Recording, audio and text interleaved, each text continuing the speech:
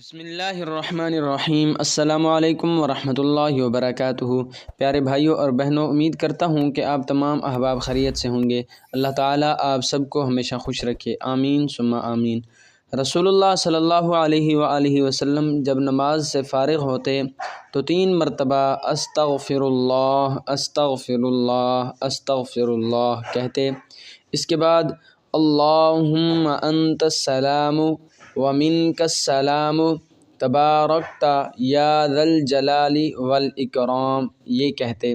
اس کا مطلب یہ ہے کہ اے اللہ، تو سلام ہے اور سلامتی تیری ہی طرف سے ہے، تو صاحب رفعت و برکت ہے، اے ذوالجلال، اے عزت بخشنے والے، اے جلال والے۔ تو آپ بھی کوشش کر کے ہر نماز کے بعد یہ کلمات ضرور پڑھیں۔ اللہ تعالی ہم سب کو اس پر عمل کرنے کی توفیق عطا فرمائے، آمین ثم آمین۔ ثواب کی نیت سے اس ویڈیو کو آگے ضرور شیئر کریں۔ جزاک اللہ۔